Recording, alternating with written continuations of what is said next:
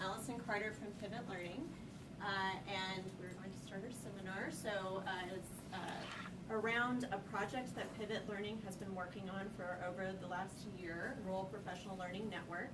And we have embedded in that, as Daisy mentioned, a large research component. And out of that first year of study and research, we have developed a paper called Surprising Strengths and Big Needs, Rural District Implementation of Common Core State Standards with Dr. Timar, who I will introduce in a second. So the agenda, so we're just going to spend about 25 minutes going through the research. Then we have a district panel here who we'll introduce in a second. And then time for questions and answers. All right, so just a little bit about Pivot. So we're a nonprofit. We were founded in 1995 as the Bay Area School Reform Collaborative. And our mission is to revitalize our public school system so that all students have the opportunity to succeed in college and career.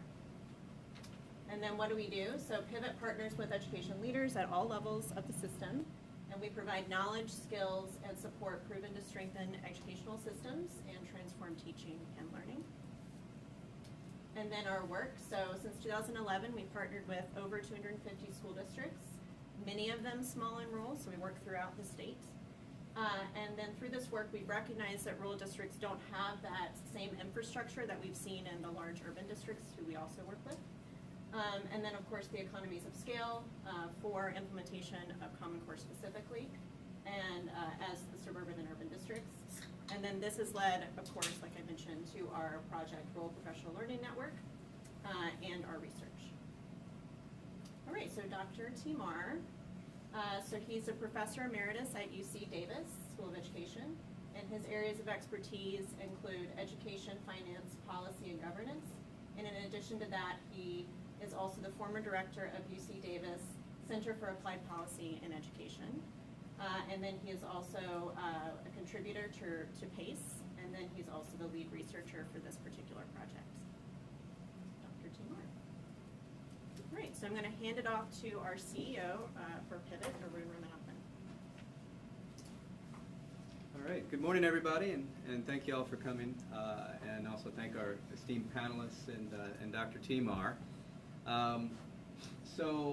The Rural Professional Learning Network was funded with generous contributions from the Cowell Foundation, Simon H. Cowell Foundation, and also the Hewlett Foundations. And we're privileged to have our program officer here from the Cowell Foundation. Again, want to thank him for his support of this work over the course of 2 years.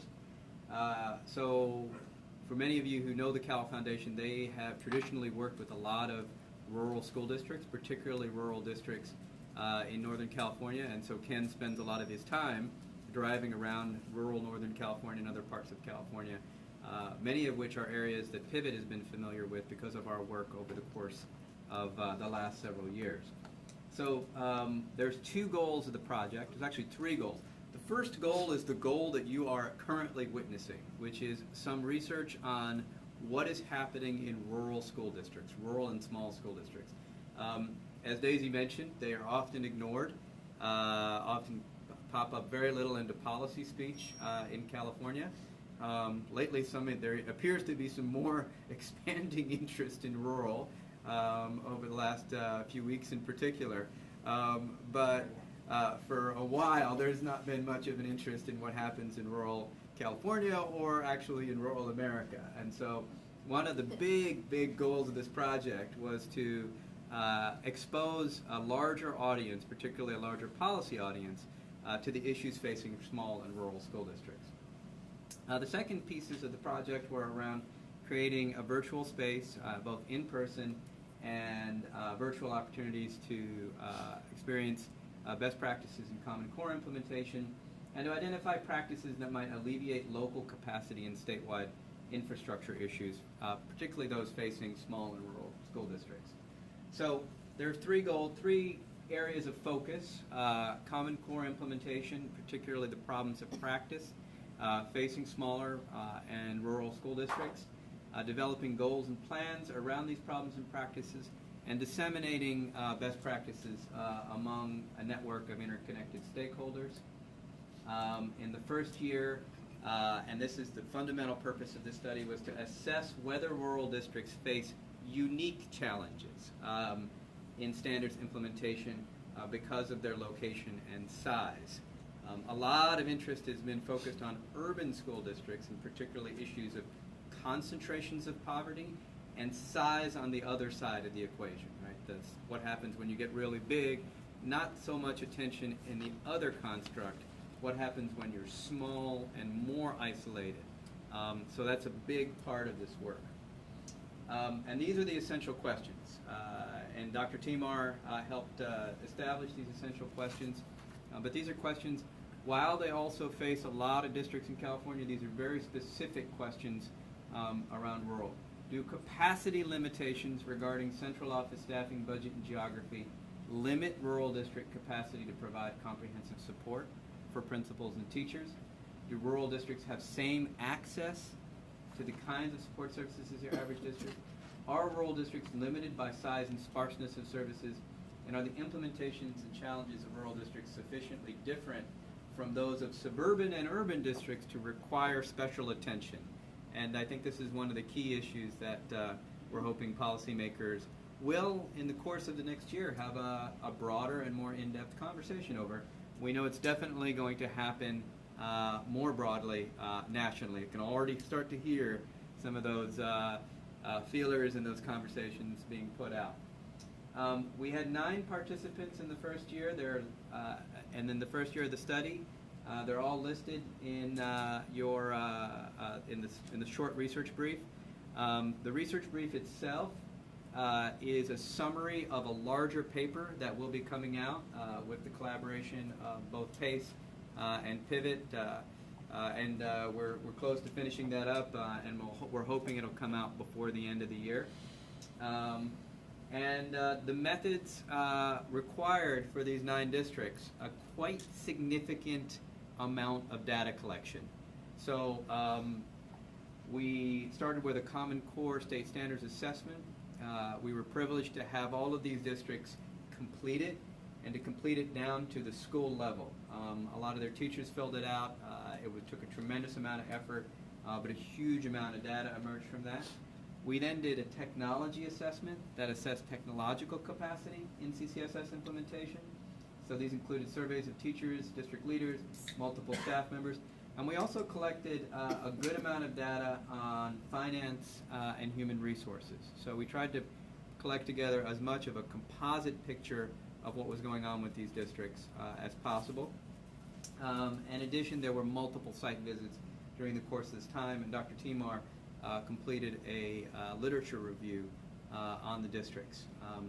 So this took, again, a lot of the district's time and energy, and again, want to appreciate them and to our ongoing districts who have continued to participate in the work. And we have a second-year study, which we'll talk a little bit about at the end.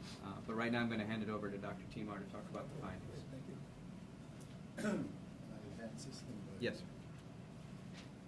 This, yeah. Welcome everyone, I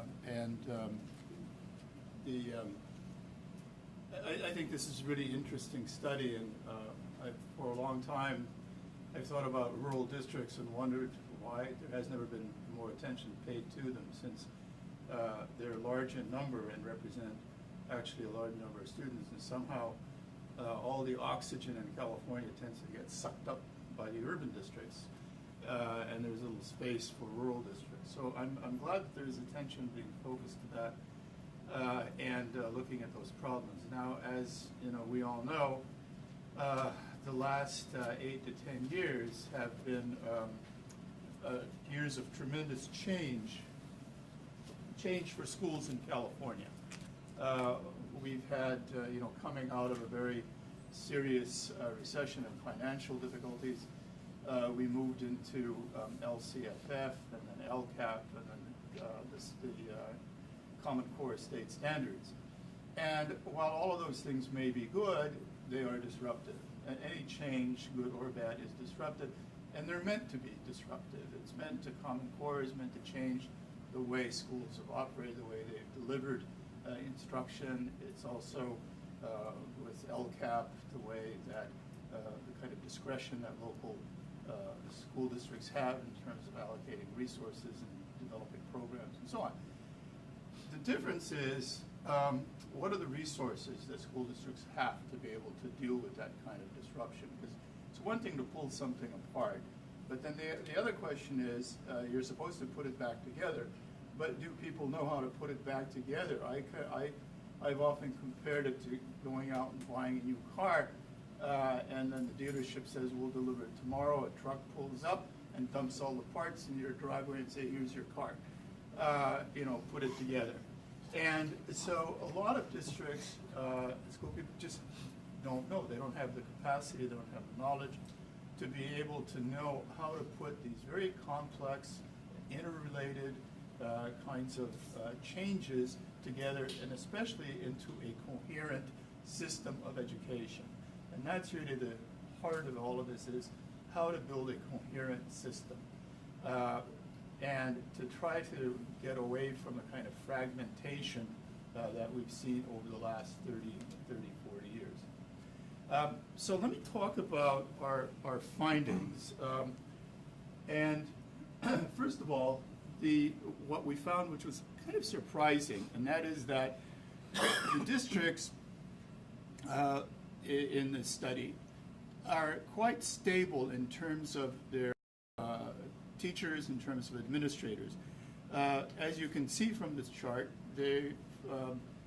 most teachers and administrators have been in the district for quite a few years, and so there's this kind of stability, and that's very good, because that's one way in which to be able to really move forward and to sort of develop programs and develop some depth in programs. The other thing that we found that was very helpful, I thought was a really positive finding, was that the districts have a very robust technology infrastructure.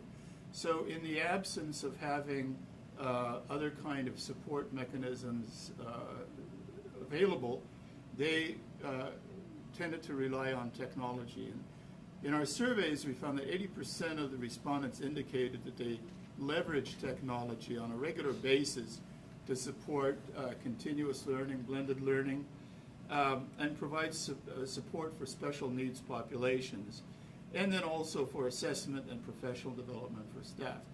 And so where there's been this vacuum, they've used technology to fill that.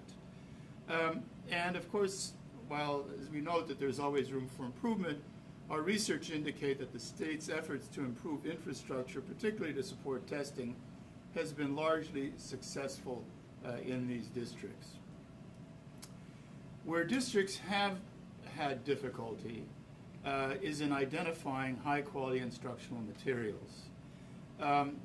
The respondents indicate difficulty in shifting through their options to identify what are high-quality materials. What is it? What kind of material is really workable and adequate for Common Core state standards? And many of them feared and were suspicious of materials, especially textbooks, that popped up immediately that had a little sticker slapped on them saying this is Common Core aligned. And if you went through it, you saw it was the same thing, same textbook that they used before. Then the sticker was the only thing that was different. And so the question is, what is good material? What is it that they should be using? And what we found is that districts are in varying stages in this whole process of identifying objectives, learning objectives, adopting a process for the entire LEA or math programs, or identifying and adopting assessment systems. So there's a broad range of implementation and depth that we found. So in some instances, districts didn't feel that they had made much progress over the past 6 years. They were still pretty much where they had been when Common Core was adopted by the state. And the reason for the variation in Common Core implementation is really the lack, what we found, the lack of consistent and high quality support. It just doesn't exist. Both principals and teachers indicated that they simply lacked the resources that were necessary to implement the new standards, including high-quality professional development and access to highly trained intervention specialists and coaches, often found in larger and better resource districts. It doesn't mean that they got nothing, but it wasn't the sort of ongoing, systematic, sustained effort and reliable effort that could really help districts implement Common Core. And the districts noted, too, that they often had to rely on existing state and regional support providers, which themselves lacked the capability to provide the kind of ongoing district and school-based support. And one example of this, of course, is the, I guess I didn't take that, and one example of this is that the state did have on a website various kinds of instructional materials, a repository of instructional materials that were available to districts. But a West Ed study showed that only about 30% of school districts use that because they hadn't had the training in how to use that website and how to access the material and what to make of it. And so there are just these big gaps that just somehow didn't, and dots that just did not connect in any way. So again, the general findings were that the local districts were, really wanted to do the right thing and worked hard to do the right thing, and tried to find workarounds and ways in which they could implement Common Core. But the other thing about it is that they didn't, what came out of the study was the districts were not interested in simply putting something together, to sort of throwing something together that says, okay, this is what we need to do, so here we're gonna do something and we're gonna call it Common Core. That they were really desirous of implementing this in a way that was consistent in the spirit of what Common Core was supposed to be. And that's a real sort of transformative process of how instruction is delivered in the school districts. So out of this study, from our findings, we've developed a series of recommendations. And that is, one, and most importantly, is to redefine the state and local role for instructional and curricular support with specific consideration to the needs of small rural districts. It's ironic to me that over the last, 20, 30 years, we've invested tremendously in the back end, in the outcomes and on accountability. And that's sucked up a lot of money. And we really haven't had any discussions or talked seriously about or invested in the front end of this thing. How do you put together a state support structure that really helps schools? And not just a one-off, one-time, kind of discussion or workshops or whatever, but to have something that's available on a regular basis to schools to develop, the collaboratives, the networks, whatever. That discussion has not occurred, and I'm hoping that one of the things that will come out of this study is that it will prompt that kind of discussion. And that the structure of state support was created in the early 20th century, as we know, and it hasn't changed much in 100 years. Actually, when we think about the role of the State Department of Education, the County Office of Education, until about the mid-1960s to the 1970s, they were much more engaged in helping schools. I mean, the counties were created, the County Offices of Education, were created as a way of really being able to help rural schools, schools in sort of sparsely populated areas.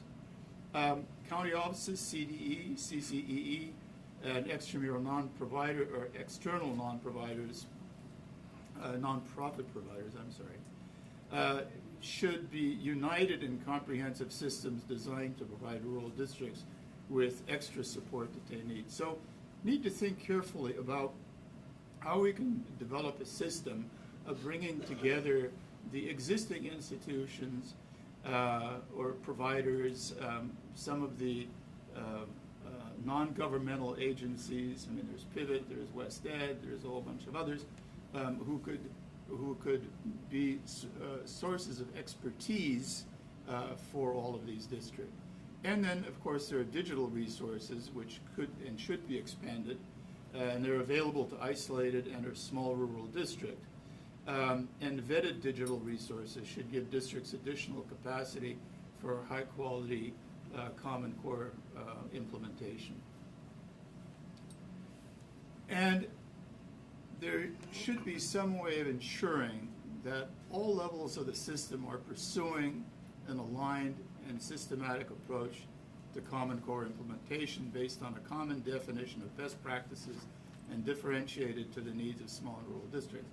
And that is to find that right balance between, it doesn't need to be lockstep. There's not a single model for Common Core, but there are certain principles and certain ways in which there has to be commonality. It's not, the sort of whatever it is, ideas of 1,000 school districts and 10,000 schools and however many teachers. There ought to be a set of common elements, agreed upon elements that comprise Common Core and Common Core implementation. But obviously, there's Common Core is not a curriculum. There's standards, there's a huge difference between the two things. And so, how do you create the standards? But how do you help teachers and principals develop the curriculum to be able to reach those standards, make sure that students can reach those standards. And so, for that reason, implementation can't be idiosyncratic. It can't be different, sort of whatever one district or another thinks it is. An external support system should be aligned. The state should provide a framework for coherent standard implementation, and it should be based on the individual needs of districts and should receive the support they need to fill implementation gaps in areas such as assessment, in professional development, curriculum development, and so on. And the state and counties should facilitate cross-district sharing of best practices. I think the idea of collaboratives, regional networks, are really important. It's a way of leveraging expertise. I think the way that we've been doing this, the DATE, SATE, and IUSP example, I think we know from research they don't work. And it shouldn't be one-on-one. It's not, CDE or the county working with each individual independent district. What needs to happen is there needs to be some kind of a collaborative, networked approach where people learn from each other, where that engages teachers in the process. And part of the implementation should also be a process of professional development for teachers and administrators. We've done in the past, we come up with a curriculum or something, and then, or districts would buy, textbooks, and then you'd have to buy the professional development to teach teachers how to use it. But if teachers are engaged in developing the curriculum, if teachers are engaged in developing instructional materials and choosing the instructional materials, that is the professional development. You don't have to have a parallel track there to be able to do that.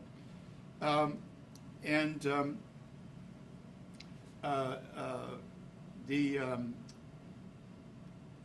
most important thing in all of this, of course, is time. I mean, whenever we talk to teachers, what we find is that teachers, their biggest complaint is that they simply don't have the time to be able to devote to this. They don't have the time to be able to vet the instructional materials. They don't have the time to really develop the materials as they should. So it's really essential. Thanks, Arun. It's really essential. Thank you.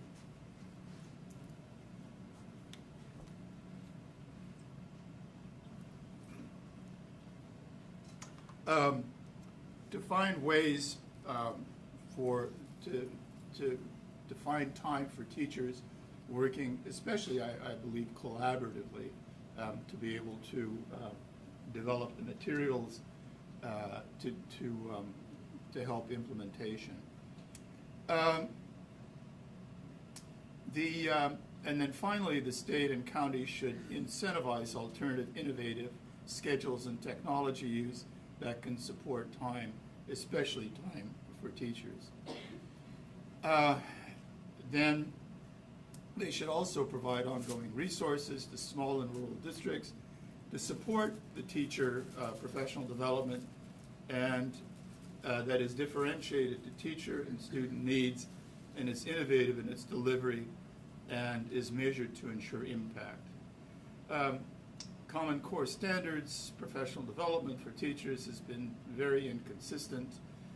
Professional development available to districts and schools, again, should be vetted to target the individual needs of schools and teachers. And professional development should be evaluated for its impact, which of course isn't often done.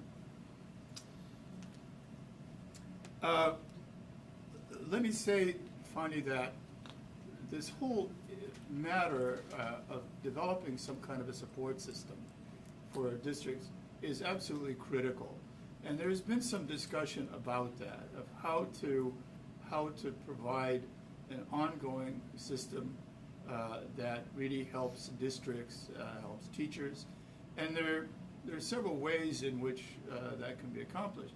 The good news is that the ESSA, there's about, well, we started with smaller numbers, but the last I heard, there's something like $2 billion in set-aside money that's intended for this kind of support, for principal support, for teachers, and so on. And $2 billion could go a long way in California to helping put something like this together. And my proposal has been, and certainly there are other ways to think about this, it's just what's occurred to me is that we have the counties, and the counties, I mean, that has always been a difficult issue because most people would argue that there are about 5 or 6 counties in the state that really have the capacity to provide this kind of help, Sacramento being one of them. But then there are many others that don't. And so what do we do with the counties? Well, one would be that the counties continue to do what they do. I mean, they are the fiscal agents for districts. They run some of the juvenile court schools and so on. And that's fine. They should continue doing that. But within the counties, I would recommend that and either within a county or regionally, if it's tiny counties close by, some kind of regional institutes for schools, for education.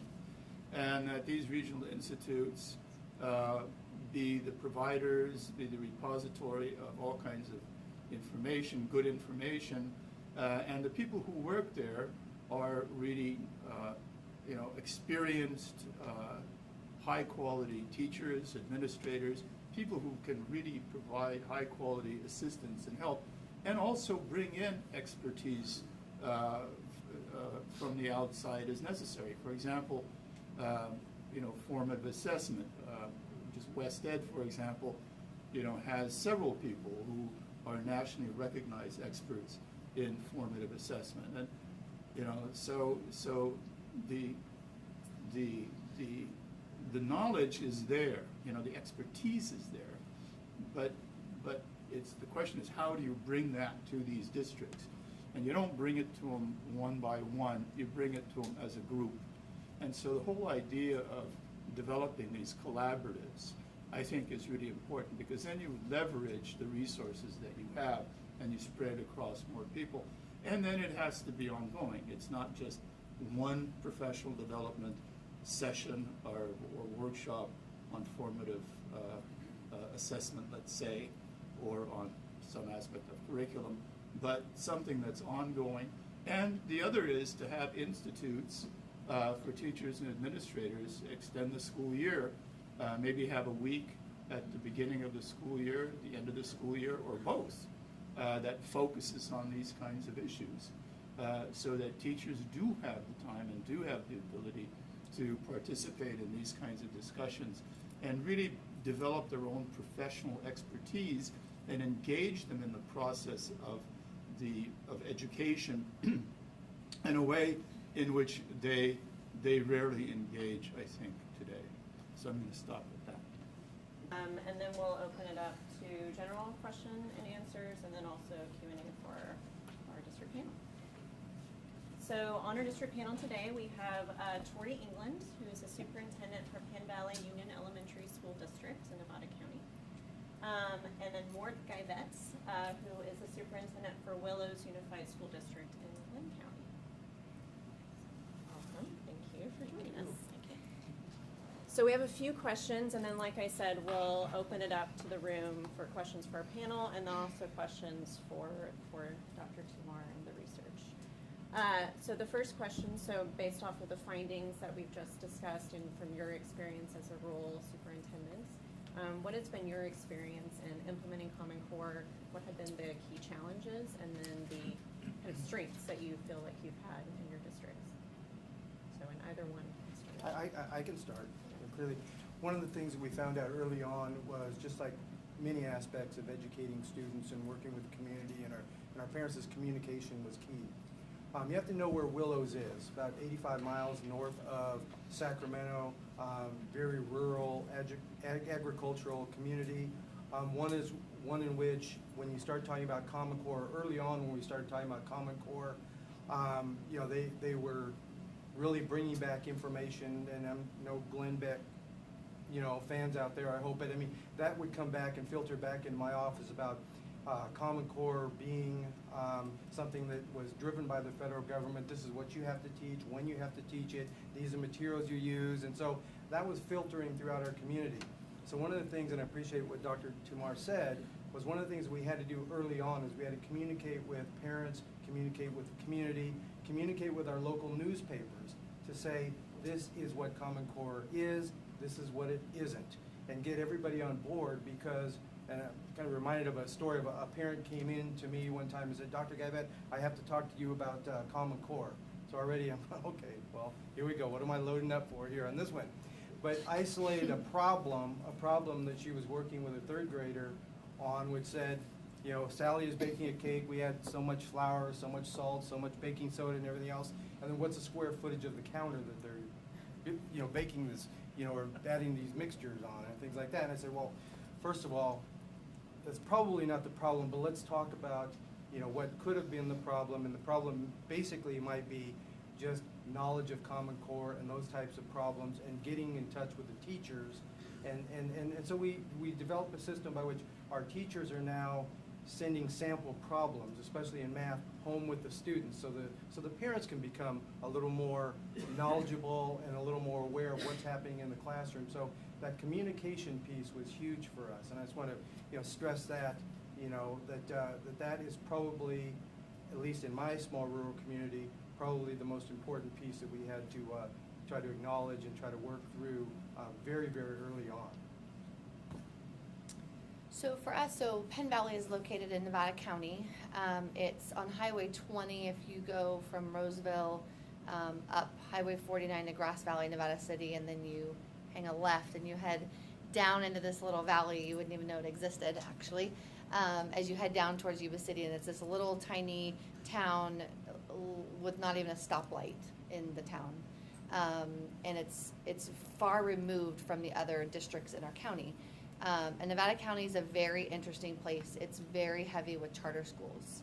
And if the charter school movement has their way about it, it will become a completely charter school county. And they've made no bones about that. So we really struggle with that. For us, you know, I really had great appreciation seeing the study in the sense of the stability of teaching teachers and administrators, because that is absolutely the fact, and that's what saved us. And I think going back to what Dr. Guyvet said was that communication piece and that trust that parents had with the teaching staff was huge in rolling it out, because it is Big Brother. It is this, it's a very interesting place to work. And I come from very inner city Sacramento when LCFF was being created. I was actually a pilot school, one of 10 in the state in '08. And so I have been on both sides of the spectrum of this. And even then, as I was in the big rural or urban school districts back then, again, we never thought about the impact of LCFF. And so for us, it's more about the funding piece. We are a school district of severe declining enrollment, probably I'm going to say 50% in the last 10 years or more decline. And if you look at our demographics, we don't get supplemental funds because we are predominantly white. We do not hit a high enough threshold for funding for free and reduced lunch. And we beg families to fill out the form, beg and beg and beg and beg to get over that 55 or 57% to hit that next mark. And so for us, our teachers do an amazing job, we think, but we don't know what we don't know, and we can't assess student learning on a daily, ongoing basis. And so the teachers sit together. We have release days on Wednesdays. They sit together, but again, they don't know what they don't know. And so they look at each other like, we think we're doing this right, but we still see goals. They don't have the luxury of having a coach come into the school like I had as a principal in an inner city school to say, okay, well, let's look at the data and let's look next door and let's give release time to be able to watch your neighbor teach a lesson, which is very valuable. Huge, huge opportunities for staff to do that. But when the funding isn't there and you're deficit spending in the amount of $600,000 in 17-18 of a $6 million budget, there really isn't the funding in place to be able to spend $40,000 on an assessment system. And so for us, it's really the teachers trying to figure out and wrap their head around, how do we know that what we're teaching is working? Obviously what we're doing is working because our test scores are right at or just above the state average. And so that's a huge relief, but I also ask ourselves, could they be even better if we could analyze that data on an ongoing basis? So. Great. And so then the second question would be, given the recommendations that you've seen, but then also your own experience, what resonates with you around recommendations? What recommendations would you make to this group? I would say that definitely what resonates with me is the lack of technology infrastructure as well as personnel infrastructure. I think the research hit the nail right on the head as far as that's concerned. We just passed, I was sharing, that we just passed a bond on November 8th. Well, a lot of that bond money will go towards technology infrastructure and linking our schools a little bit better to the state of California, and testing resources and doing some distance learning opportunities for our students. So again, that technology infrastructure lacks in small rural schools. And again, we are probably better off than many that you might read about or something back in or over in areas where very, very small populations, and again, do not have the technology links that even we have, and I think we're a little bit behind. But also the personnel infrastructure, in as much as the joke with small rural administrators is, or superintendents is, the phone rings from a vendor and they want to talk to your business manager. So you hang up the phone, you pick it up again and start talking. Or your personnel administrator or your facilities coordinator, whatever it is, you just pick up the phone and just start talking to them because, again, you are that particular person. So the personnel infrastructure really kind of hit home. We don't have a lot of those folks that are TOSAs and folks that will come from our ranks to teach or instruct or provide the professional development within our school districts. Also, again, the materials piece. I mean, that's huge for us. We send groups of teachers off to look at materials and things like that, but that takes them outside the classroom. So now they're gone, and so again, how do we backfill when they're away from the classroom? And these are sometimes our most important, vital resources for our kids. And so I think one of the things that also resonated with me was the link to our county offices. I think, quite honestly, our county offices need to play a huge part in linking up with our districts. I know that in Glenn County, we have tried to link up a good deal with seminars and workshops and take some of the Common Core professional development but so we don't have to travel to Hama County and Shasta County and bring that right into the heart of Glenn County. So now we have folks coming to us to do some of the seminars and workshops that we clearly lacked for a number of years. But that's all through the guidance of our Assistant Superintendent, Shirley Diaz, I'll give her a plug, in Glenn County, because we're able to link up together and work together to provide that leadership and opportunities for professional development. So I think a lot of those things just clearly resonated from the study. And again, I mean, we do exist in rural America, and I think that that's important. That a study like this is incredibly important to us, Dr. England and for me, as well as the community at large, you know, for my community, because I bring a lot of these things back to our superintendent's meetings in the county. I bring a lot of these things back to our board, and I share this research because they need to hear that among all the others that are truly taking part in discussions like this throughout the state. I would just add one thing piggybacking on that, and it's really about the lack of staff. What people don't understand, and when we go to superintendent meetings across the state and you sit with the urban superintendents, they look at us and shake their head and say, I don't know how you do it. Because the expectations are exactly the same.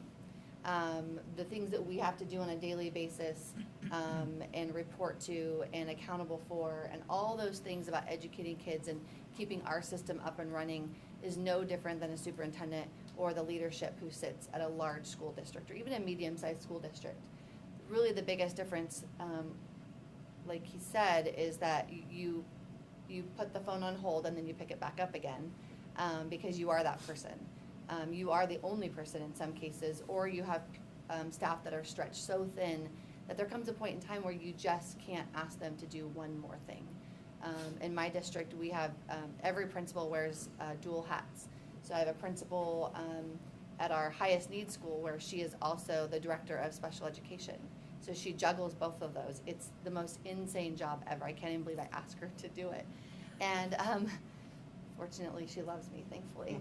And our other principal is the director of curriculum and instruction, or else we would not go through piloting. We would not have somebody to drive that because I can't do it. It's impossible to do it. And so I'm fortunate that when you work in rural districts, you do have people that are very dedicated because they are local. But at the same time, they're getting really burned out, and we're seeing some amazing educators leaving the profession either early, they're retiring the minute they can retire when they don't really want to, or they're leaving the profession altogether at younger ages just because of the burnout factor in the rural district. So, Great. yeah.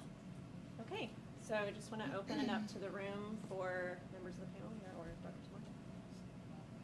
So, did you reach out to your neighboring districts to try and get more information and share expertise, or did any of them reach out to you, or do you count on the county office to do that, reach out and pull you all together? No, I think in my particular case, it's a little of both. We have superintendents meeting once a month, and so we'll reach out to the other superintendents in Glenn County. We're constantly sharing ideas, research. Hey, I read in this article, book reads, things like that, book sharing opportunities. So we're constantly kind of trading information back and forth.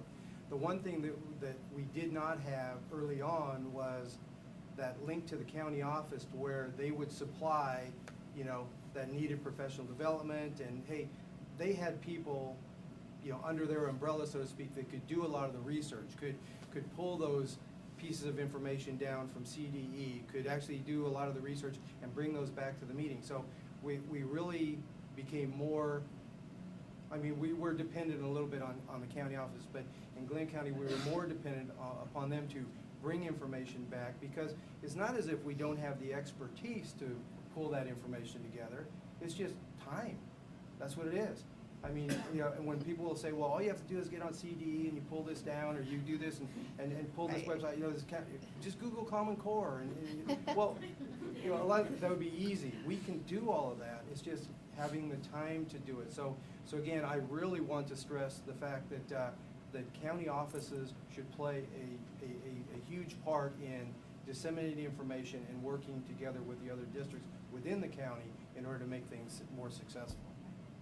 And I would add on to that it's really a struggle. So when we go out to a vendor and we want to get a product, let's say it's an assessment system, because I am stuck on assessments and lack of, as these guys know.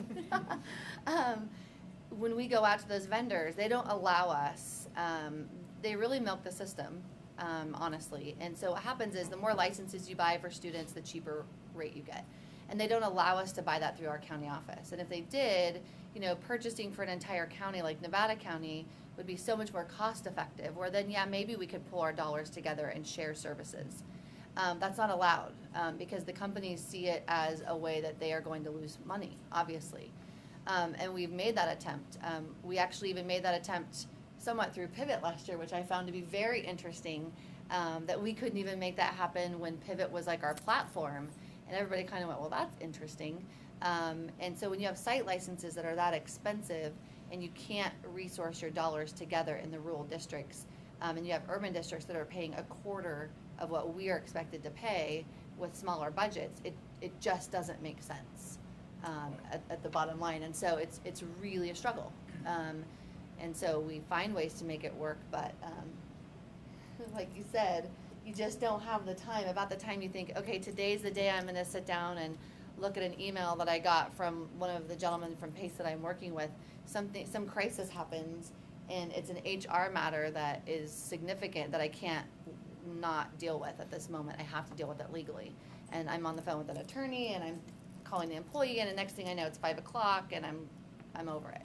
And so the email waits, you know, and 2 weeks later, the email still sits there. So it's a struggle. Hi, thank you for the information. I'm with the Association of California School Administrators Access. So thank you for your perspective. So you mentioned finance, but there's a lot of money for all that you want to do, pay teachers to be able to do the collaborative time, or maybe with the instructional materials, going through figuring out the vendors and all of that. I'm wondering, so the legislature appropriated $1.25 billion for Common Core implementation 4 years ago for technology infrastructure, instructional materials, and KD. And in the last 2 years, we've given discretionary grants that you can use it for anything you want, but with the intent to be used for Common Core implementation and the next generation science standards and DLD standards. How much more longer do you think there's that appropriation needed? Because I think the resistance from the legislature has been that we've already been 2 to 3 years into implementation of Common Core. At what point will we keep saying that it's a new curriculum and that we need to keep doing the PD? And I think also the resistance from the Capitol has been about the budget, that they are being reflected the dollars to the LCFF. So the expectation has been that you should be paying your needs, PD, anything you need for your LCFF dollars. So how can you help us advocate on your behalf for those needs?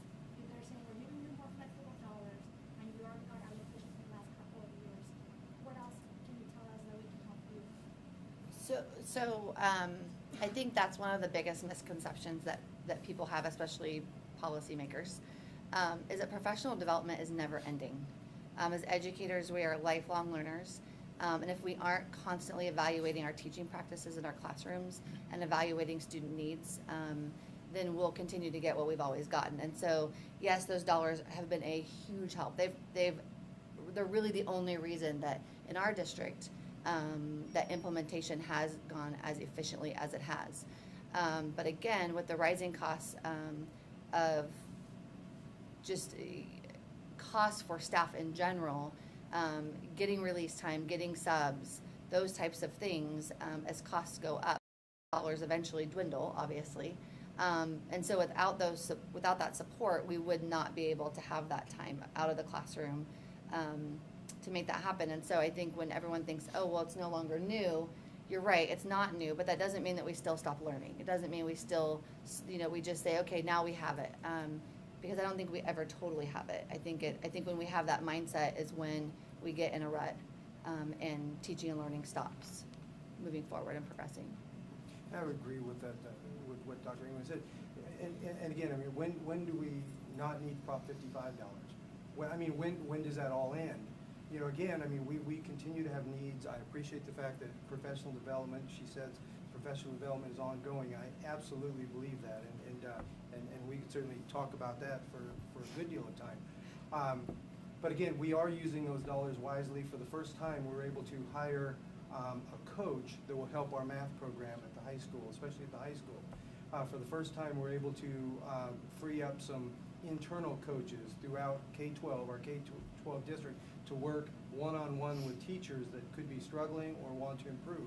So again, those dollars are being well spent to do some of the things that we could not get from either county or outside sources. So again, we're using those dollars for that professional development that we lacked for a long, long time. And so again, the need will constantly be there. We actually added days to our calendar as well, work days to the calendar, so that we had teachers having that release time where it's not time out of the classroom, it's time when kids just aren't there.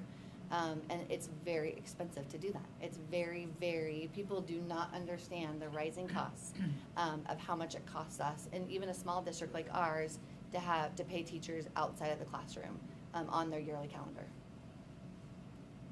Thank you. Ongoing battle. Always. Next question in the back. How did you define rural?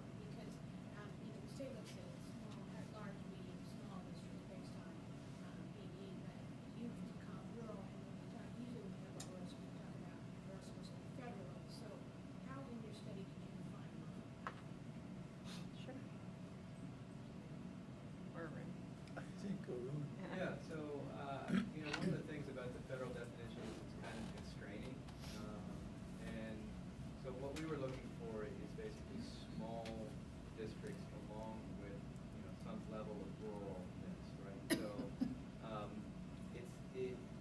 basically what we were looking for is a threshold cut based on size. And to some extent also we were looking about, distance and away from urban centers, and also access to local universities. So those are some of the different ways that we assessed it, because part of what we were also trying to look at was, where can you get nearby support? And again, I want to, re-point out that if you just look at the definition also that the state has for like a necessary small school district, it doesn't get to the type of the resource constraints that are facing some of these districts. I just wasn't sure. Yeah, Mhm. yeah. So I actually think the state should be open to a new definition and a new consideration of what constitutes both rural and small. We're also, Department And what was sorry. the size number? The numbers are in there, but I don't believe there's any district that exceeds a couple of thousand students. We're below that. We're just under Yeah. 1,500. Yeah, so District-wide. in terms of the numbers that are in there. Small, and the state defines small as 2,500. Yeah. Yeah. we were also looking to build a network, right? So we were looking for districts in similar places, at least close enough. So we looked in particular counties, so Glenn, Nevada, Butte, and El Dorado now. The Department of Finance also uses the federal classification for all districts. So every district in the state is classified as either urban, suburban. They don't call them urban, but the metro SMS, whatever metropolitan area. So there is that classification. I'm not sure it's real helpful. Sometimes it just seems a little bit arbitrary to me, but that's another way to look at it. In the back? Yes.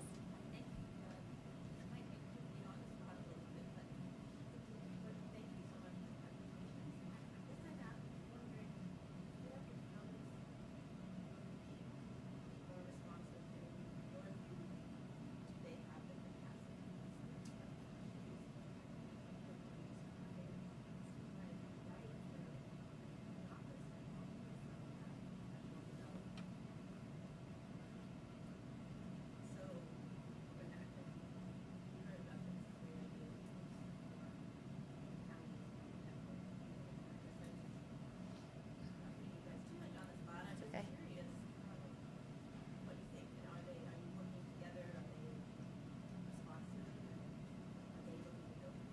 They are. We're very fortunate. We do a professional development day countywide, actually, where every teacher in the county comes together and they do breakout sessions, and we have a kickoff guest speaker, and it's an amazing day. And we all plan that on our calendars when we negotiate through the unions.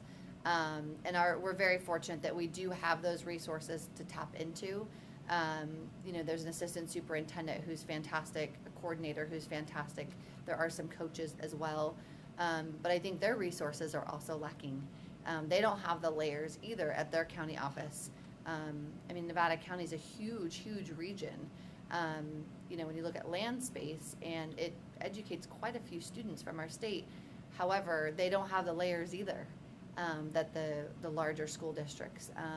So I can always pick up the phone and ask for support. We have the same system where we meet monthly as superintendents, and we very much support each other. And, we try to, if somebody wants to do a particular professional development, we try and split the costs. But again, it's really expensive because we are rural to get people into that area. The closest place for them to come is really from Sacramento. And it's from here, it's an hour-and-a-half drive. Whether I have staff come down or they come up. And so it's a struggle also because of location.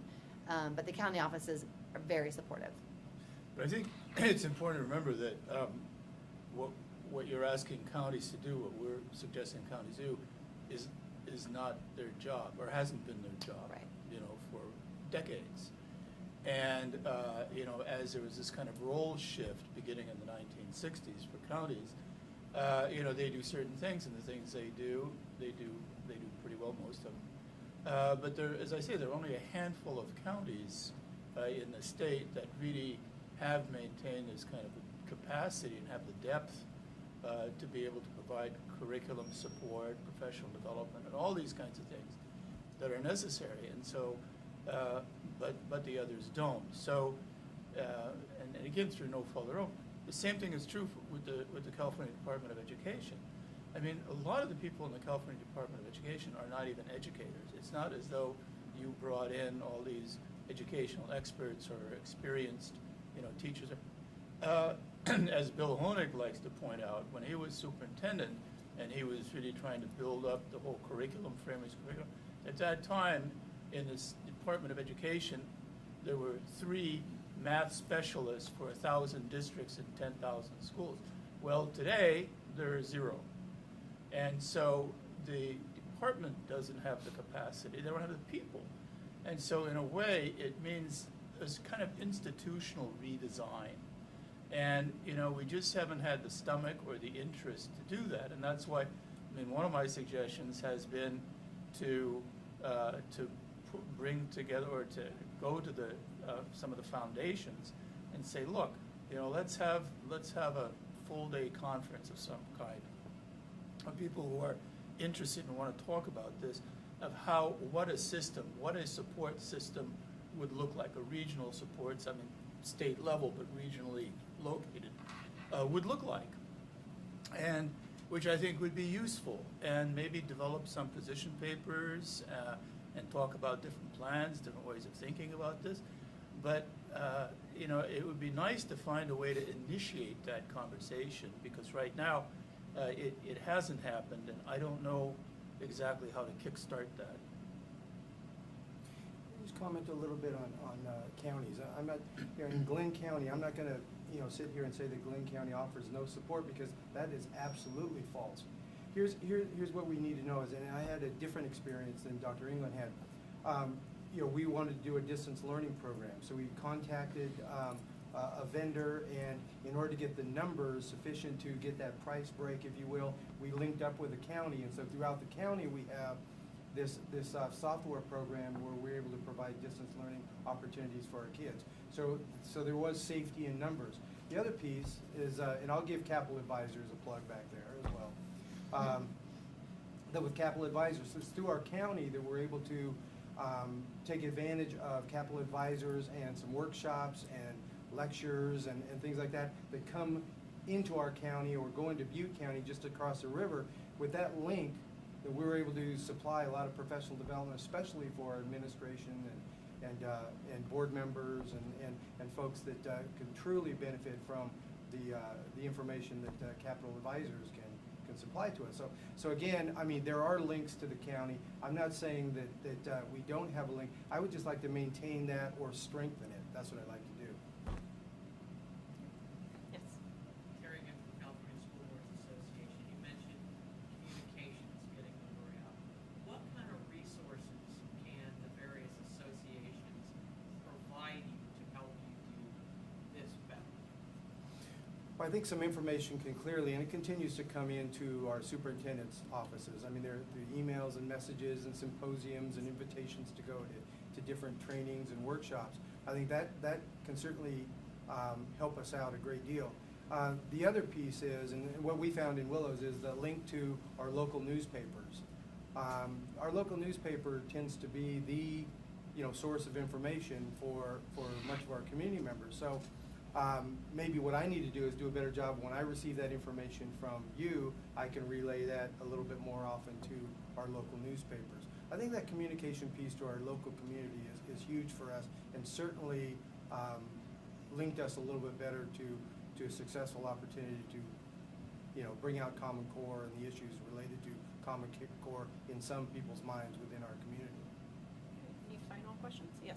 Well, I just was gonna say, I just have to, really, I think Dr. Edwards being really honest about the struggle that he had to deal with in kind of getting the community to accept Common Core, because it was a tremendous difficulty.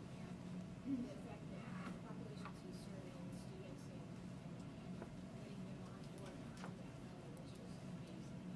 Because your librarians just literally wanted to say, well, the next thing is we don't want to do. I mean, they had actual, they were not Willows, but in some of the surrounding districts, school boards who were very refused to accept the Common Core. So I think the changes and his, I don't know what he speaks, because he does go to every briefing that he possibly can go to, and he's in contact with all the available resources. But the fact is, in a small district, you can't overstate the problem of lack of staff. I mean, you just can't, because you talked about being an HR situation. It could be that you have to serve lunch. It could be that you have to drive the bus. I mean, you just don't know what role you're going to have to take at the time. And I think that the role of a administrator in a small district is tremendous. And I think it is only utility, and the fact that we have people who hire at school sometimes is one safety. Quick question, so, I think we keep talking about Common Core space standards. I think we should extend that conversation, in policy to include NGSS and the ELQ. There's a lot of other standards coming on board. Should we have a broader conversation? And with that in mind, when you said that the recommendations in the paper would also be applicable for missionary compliance standards, and the findings and recommendations. Yes. I think the answer is yes. right? Yes, yes, absolutely. yeah. Absolutely, continue that conversation. Yes. Right. Yeah. A resounding yes. Yeah. Okay. Well, I think unless there are any burning questions, thank you all for coming, and thank you for Dr. Timar for all of your hard work, and thank you, Tori and Mort, for making the drive, the hour and a half, to get here. Thank you so much.